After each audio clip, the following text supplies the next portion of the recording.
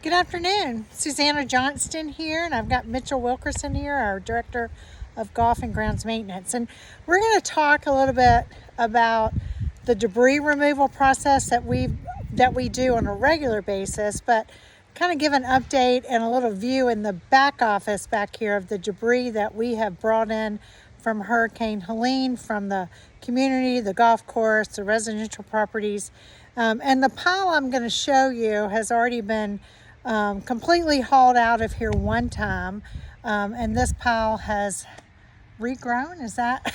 It pretty much has regrown. Pretty much regrown. So we're gonna, I'm gonna turn this around and we're gonna take a little walk, and Mitchell's gonna talk a little bit about what the process is that we use to remove debris on a regular basis and what process we've used as we've had to remove from this storm. Now, remember that this storm, while we have a lot, is nothing like we had with Matthew, but still, Helene packed us a good punch.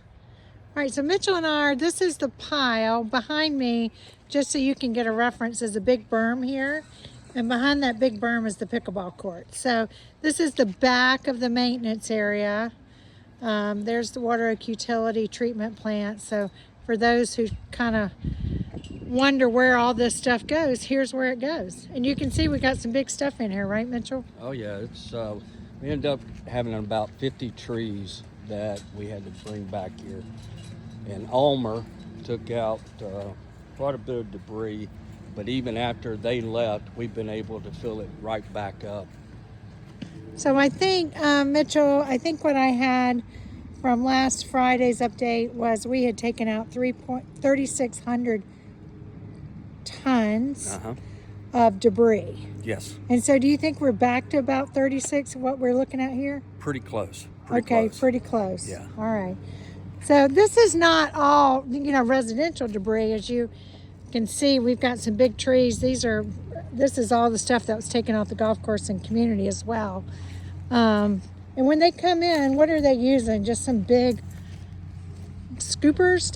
How do they get all this stuff out of here? Well, Ulmer used pretty much just got dump trucks in, loader, excavator, and took most of this stuff out. But we also had trucks bringing from Ulmer, from out the community here. Now a lot of this stuff, on a normal one, we always we have Arbor Nature come in 3 times a week to pick up so the pile doesn't get all the way out. But this is pretty much what it looks like all the time. Yeah, so the debris pile is kind of always big down here. We're going to keep walking. But as what Mitchell says is, once a week we have a company come in, they remove a couple of truckloads. So it kind of keeps the cost a little bit consistent throughout the year. There's Mitchell's office. We're still walking on this big pile back here. And so that keeps the cost down, but as we've experienced with Helene, if we weren't getting it hauled away, Mitchell, we wouldn't have anywhere for it to go, right? Right. I mean, we wouldn't been able to bring the stuff back to the shop if we had not brought Ulmer in to remove the debris. And that was kind of a roundabout. It kind of goes all the way back there. And I guess our plan at this point is to, Mitchell, is we're just going to have the guys be coming in here on a weekly basis and removing some of this. Yeah, it will go back to normal debris pickup, which is 2 to 3 truckloads a week. And so as far as your crew and the residential debris, you're starting Monday, you're back with zone 1 and 2, you're back on schedule. Yes, we're back on schedule for zone 1 and 2. We still have a lot of cleaning to do still in the outer edges, but you'll start seeing us touching up those areas. Okay, and is there still trees on the golf course to be taken out? Yes. Are those eagles? What are those? Yes, those are Oh eagles. my gosh, just 2 bald eagles and little eaglets. You probably can't see them because of that sun, but they just they fought. They were fighting. Oh my Those goodness. 2 were crows, but the other...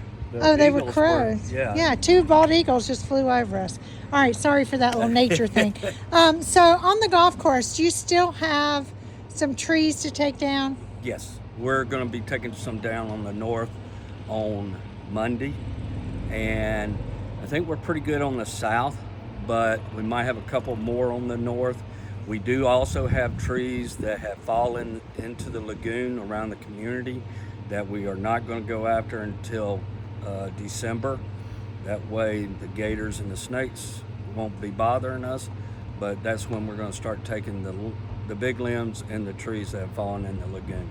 Perfect. And I do want to, I've gotten a lot of compliments, Mitchell, and I know that you have too. The community really appreciates your staff, and they have done a tremendous job. They are a dedicated group of people, and I thank you for your leadership of your team and for your superintendents and all that you guys have done to get this community back to the way we love it and know it. So thank you so much. You're welcome. And we got a great crew, both crews, and Pinckney's guys, security, Water Oaks, golf shop. You know, when the situation that Friday, everybody jumped in. So it's definitely a sign of what Moss Creek is about. And congratulations on 25 years at Moss Creek. Awesome, isn't it?